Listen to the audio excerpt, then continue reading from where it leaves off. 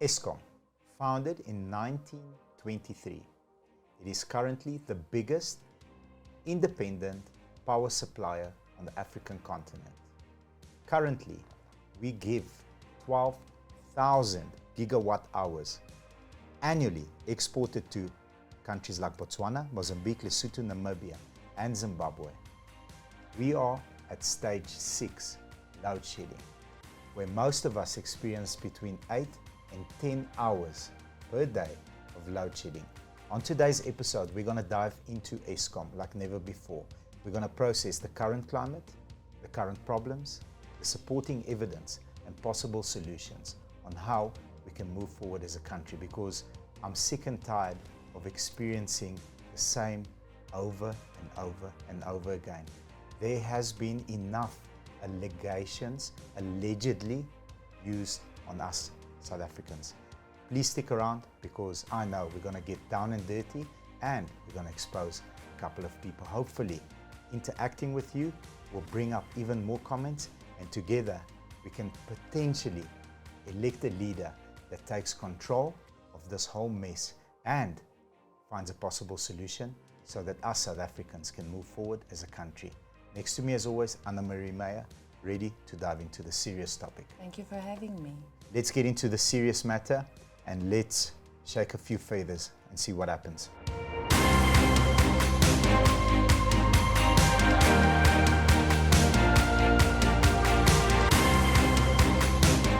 So let's start with the current climate. I think we don't need to express and explain ourselves too much into detail. We know what the current climate is. No, we're on stage 6. We're without power for 8 to 10 hours per day.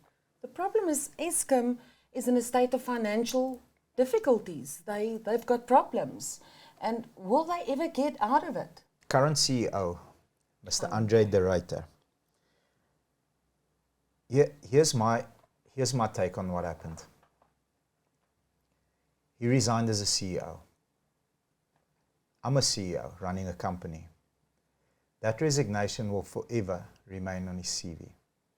But before we discuss him, let's discuss the previous CEOs, because there's been multiple failures. So if I were to resign as my current position as CEO of Mac Motors, I need to justify why I failed. Okay, because it's cause and effect. So why did I resign? What was the cause? And then allegedly, we drink a cup of coffee, allegedly. Poison. Okay, he's poisoned, allegedly.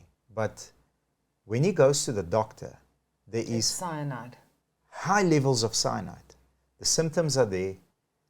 Everything points to poisoning. Okay, so cause and effect means if I'm going to give a public statement and a detailed description of me failing as CEO, therefore exiting, I need to justify why did you entrust me in this position and why did I fail, yet I'm being poisoned. So for me, that's a direct threat to his life.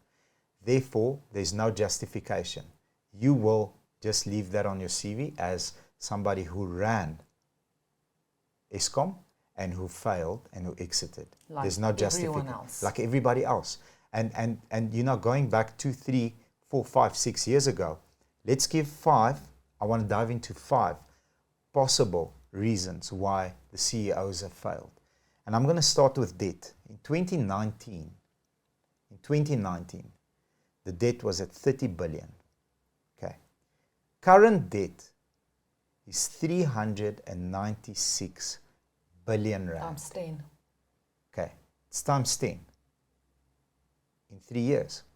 2.5 years. Impossible. Okay.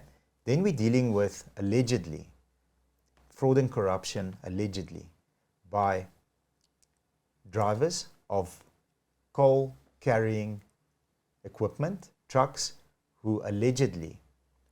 But why do they use the word allegedly if the facts are there? I'm going to get into that now. Who go and steal good quality coal and replace it with poor quality coal. So for me, leadership is this. As a leader, you have to take ownership of the problem, the whole problem. So in our Agree. company, I've said this probably a couple of thousand times. If the company does poorly, it's my fault. If the company does well, It's the team. it's our fault. But if the company does poorly, it's my fault. We have departments that break. I have to go in there, identify the problem, eliminate the threat, and continue. Because if I don't, it spreads like cancer, and eventually it's not contained. And we all know it's easier said than done. It's very hard. But I've got a major problem with the fact that they use the word allegedly. The facts are there. Okay, so if you, I'm gonna give an explanation that hopefully makes sense to our viewers. If you hit me, okay, we're on camera. If you hit me, It's okay, on camera. it's on not camera. allegedly. There's evidence. An investigation gets done. Okay, I've got a blue eye. You hit me. I go and make a case. The case is presented. The evidence is shown. It's not allegedly. You hit me. You assaulted me. Okay. We have evidence of money being stolen, yet there's no one that stands up, takes ownership, and says, right, there's a cause and effect here. The debt grew from 30 billion to 396.3 billion rand. Okay. Who signed what off? Because in a corporate structured company like this, nothing happens without signatures. All right, let's go. Let's start at the bottom. There's lots of auditing companies that can go in there and do a phenomenal job. But They can't stop this because this is not a privately owned company. this is, we as taxpayers have funded this. Yeah, we can insist that this is something we want. Okay, then reverse engineer the problem. Okay, these 5 signatures is what it takes to give X amount of money out for Y. Okay, justify this move. Cause and effect. You paid X amount for what? Justify that amount. So that's the first part of the problem I see. Second part is poor operational performance. Okay,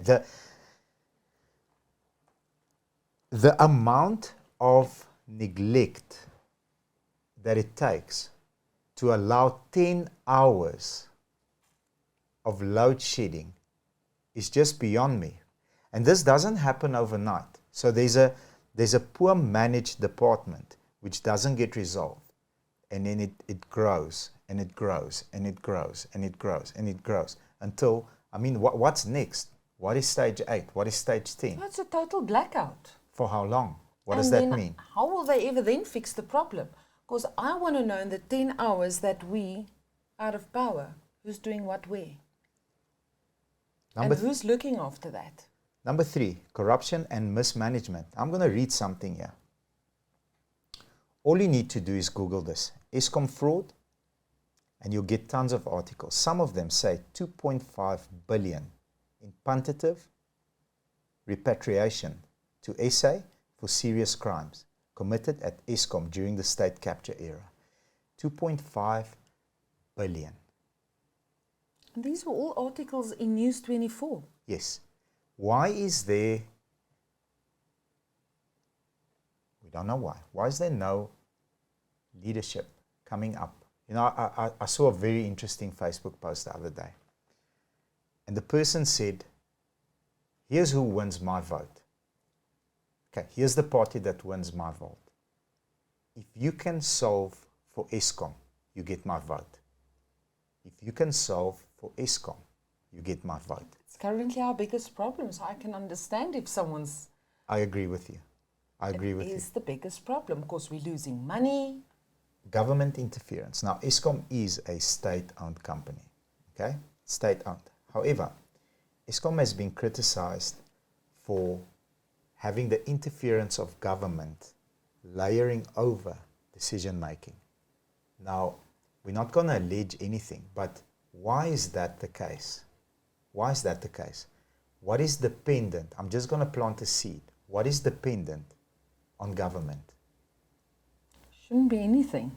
We pay a bill to Eskom to get our services rendered. And that's why we've got a say. So why do we need government there? So it's not run as an entity on its own. It's interlinked like that. Why? Is there perhaps contracts that are involved? It's What the is contracts. I bet you that is my personal feeling, because I can see on a daily basis, even we deal with it in our personal capacity as a dealership, where government contracts issued to government employees. You work for the government. So why do you need to? Isn't those contracts supposed to be for the people out there? But that again uncovers something else. The process and the time span that it takes to make a decision, make a call, do an investigation, fire someone is prolonged, because you have to check in with Big Brother the whole time. Big Brother, Big Brother, Big Brother. Am I allowed to do this? Big Brother, no. So in that, a fly on the wall is a very, very good question that I ask all my guests. If you could be a fly on the wall, what room would you overhear? So for me, how does the decision-making process around Eskom happen? Who's in the room and what are those conversations? Because there's a cause and effect. If this, then this. If this, then this. Why is nobody pulling the trigger? Why is nobody going in there, being brave and saying, enough is enough? Okay, 8 hours a day we've passed that point of breaking. We need to fix this. So take out a big axe and start chopping the dead wood, the people that don't belong there. And what kind of laws are they scared of? Course, they're not pulling the trigger. Because surely that's the only thing that tells me. You're sitting in a boardroom, okay, but we can't do this because this union or this. Yes. There's cause and effect.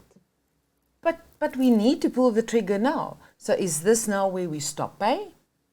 I'm just asking the question. Is this now where we start doing certain things? And is it going to bring us anywhere? I don't know. I don't think so, because unless you go to the root, you'll never be able to fix the problem. You'll never. You'll need to go to the root, which brings me to the fifth one, which is lack of investment. But, how do you invest in something that's 30 to 300?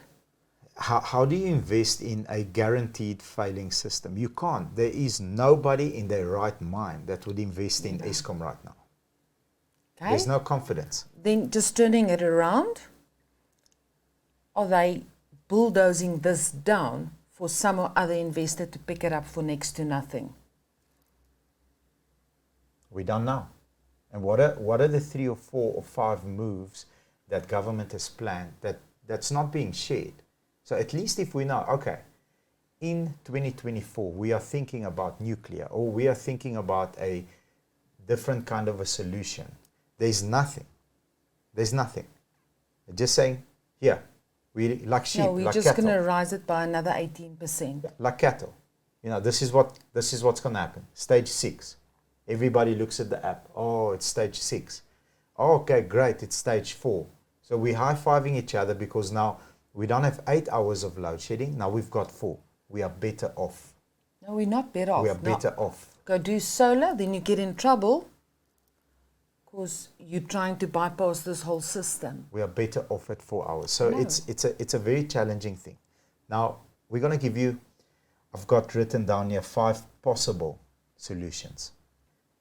I'm going to give you the first one, and that's addressing the debt.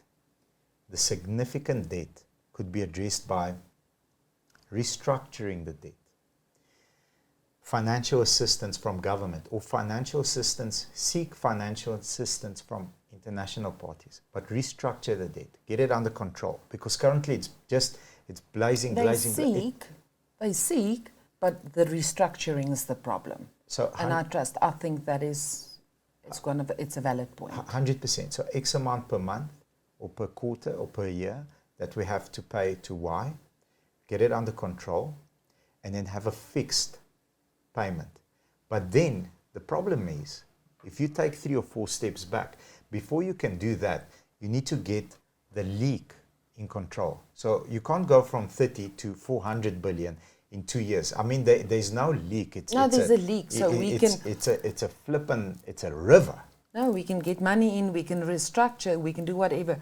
But that fact still remains. Where is it going wrong? It's going wrong somewhere. Number 2, this is your area of expertise, because this is what you do. Yeah, 100%. Operational performance. You have to take a step-by-step approach. Step 1 is this. Step 2 is this. Somebody needs to go and take charge of operations. The problems with that, obviously we're not there. But I can just imagine, you've got to sit with one part, fix it. Carry on to the next part, fix it. Go back to the first part, see if it's still operational, and go back. So it's a time-consuming thing, but you can't fix everything at the same time, nor can you only fix one thing. So there must be a plan to say this is, and they need to start with that plan. I would love to know if they've got a plan. Number 3, and I think this is potentially the most technical and the most difficult to resolve, and that's addressing corruption. But isn't that where Andre came in, and he was quite good with that in the beginning? Well, in the beginning, but addressing corruption is a multi-level problem, because if you are going to check with Big Brother first the whole time, corruption is always connected on different levels. So tier 1, which is the cream of the crop, the top Gs, the guys right on top, they will have to give orders down, and certain protection, certain clicks, certain, if I may call, lines are drawn in the sand. You can't do this because we know this. You can't go and do this because if you do this, this will happen. That will take a brave leader to come up. Very brave, but with corruption, you get it on a small scale and you get it on this extreme big scale. But that is why not only a specific department can sign off something. That is why a different department sign off something else, where there's no connection. But that's the problem. That can't happen. That can't happen. Because it takes too long. 1 and 2, if they're independent or dependent on each other, who's accountable, and who goes and does the audit? Who's accountable and who does? Independent auditors. But where? Because remember, it's state-owned. And that's why it's not You have to go ask Big Brother. Can we do this? Yes or no? Yes, you can. Can we do this? No, we can't. But it's the right thing to do. No, you can't. And you get blocked. Okay. Reducing government interference. Okay, I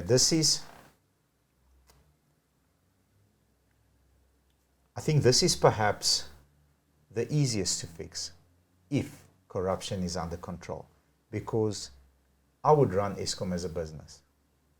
It is a business. But it's not run as one. So there is a departmental head that needs to give me a projection as government, and they need to give me a report, and they need to give me a business plan and a case on how are they going to hit their numbers. If it makes sense, let them run. Micromanage until you trust, but let them run. Meaning, as we do, we've got a buying department, we've got a sales department, we've got logistics. I don't speak to our logistics manager more than 3 times a week. And it's normally, hi, how are you, how's the family? Because he runs independent, but he's got a very well-structured team that he punts and he runs and gives us daily reports. I don't need to speak to him. I speak to him through, you get a daily report. Through a spreadsheet. I know exactly where he is. I know exactly if he's failing, where he's failing, and I can go jump and assist. So I think that part is easily fixable, but you can't, because it's step number 4. You have to fix 1, 2, and 3 first. If you don't, it's irrelevant. You're never going to get it right. Number 5, investing in new power generation capacity. So what does that even mean? I just think our power plants currently is non-existent. They're so broken that it's going to cost you more to fix them up than just start investing in new. Okay. Where does the money come from?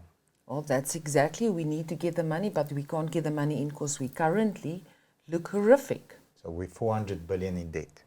So how do we invest in new infrastructure when we've got a leak that 10x'd in 3 years? Privately owned?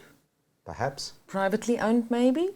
This is your plant, privately owned, because once it's privately owned, he's going to look after his plant. And I want to touch on something very important. I watched content the other day where they compared the efficiency of NASA versus Elon Musk. The efficiency of NASA versus Elon Musk. So a state-owned, America's top-tier country, biggest economy, and so on and so on. Government-run department versus a privately owned well-oiled machine. The difference in efficiency is 10x. So what that means is, if NASA says this project will cost 10 million, it costs 100 million. Okay? Elon Musk's SpaceX is 1 to 2% out, which means if they say it will cost 10 million, they are 1 to 2% out on their projection. Okay. NASA, 10 times more. So it's not a South African problem. It's state-owned versus a capitalistic approach. But we're going to be more out.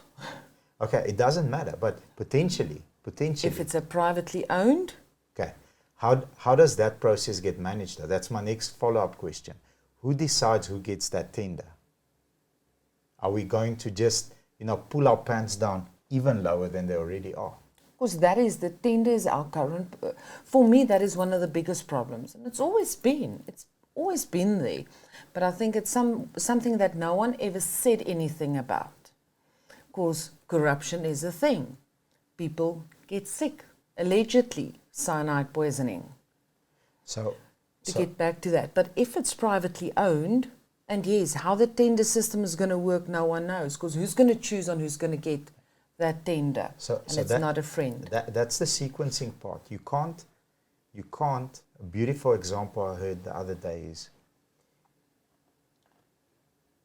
if you want to be a high-value woman, for example, the sequencing, according to the content, is the following.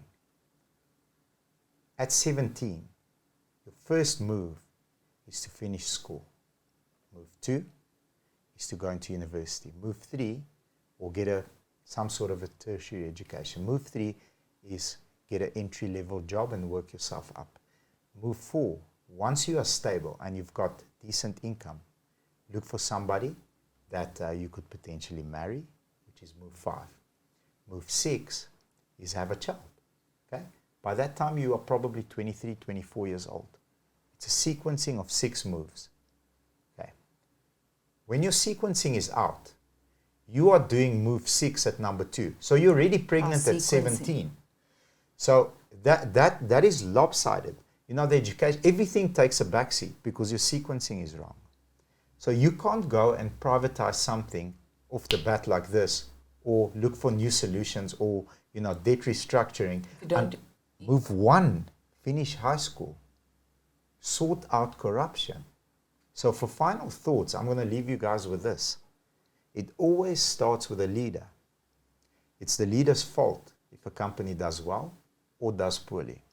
So we need somebody to be brave, to stand up and say, this is how we're going to do it. There's my first move. Okay.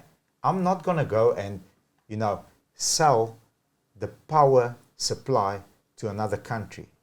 First move, before we look at another country, we look internally. We need to fix it internally. We need to figure out how we get from 30 billion, to almost 400 billion. So, final thought, we need a leader who is not afraid and who has some kind of a backup system where he can't be bullied, which is the technical part. He can't be silenced. He can't be put in the corner and get told, listen, now you shush or else. So who is that leader? That leader needs to rise up and make changes within Eskom. If we sort out the corruption and the leak, so the leak of the funds, the rest, in my opinion, is solvable. We'll figure it. The rest is solvable because it's a system, it's a sequencing. But we can't be thinking about move 6. We can't be pregnant at 17. Never. The sequencing is out. Well, agree 100%. My final thought would be that we've put so much money already into Eskom. And you said corruption, definitely the first thing, but the efficiency thereafter. Because that, if we clear corruption, a lot of things will be cleared. But then thereafter the efficiency, because I still think in a company, we've experienced it over a term now, where you've got 50 employees, you know exactly what everyone is doing. Then you go to 300.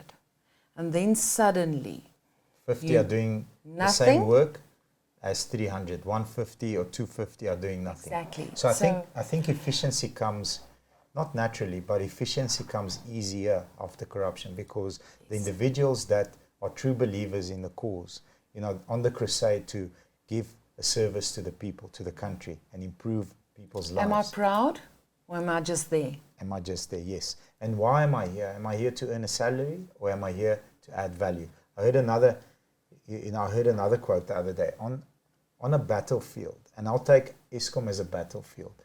You know, you want the elite, you want the best trained soldiers to go and wage war to make sure that we get service delivery.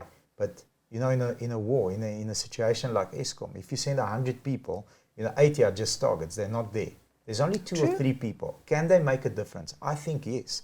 If you have the right leader with the right 3 or 4 leadership team that is efficient and effective, we can turn this thing around. It's a plague. Who that leader is, we don't know. But we are very keen to find out, and we can't wait to meet you, sir or ma'am. I want the hours to go down to 0, not to 4. Yeah, 100%. We need to high-five each other once we see on our app, listen, this app is going to be taken off the Play Store or wherever else you got the but app, even because that Eskom app is taken. It's been started to be used for corruption, for drug smuggling. And that was the worst when I read that. And that was in a newspaper now recently over the weekend. So even that ended up being in a mess, and it was only 2 guys trying to do good. Yeah. Let's wrap it up. Hopefully you guys enjoyed our content and our point of view and our opinion. And all we're doing is expressing our point of view as South Africans. If you guys agree with us or don't agree with us, we've got some comments or value to add, please leave us a comment, as well as like our channel, and please subscribe and ring the bell. Thank you very much. Take care and have a beautiful day. Bye-bye.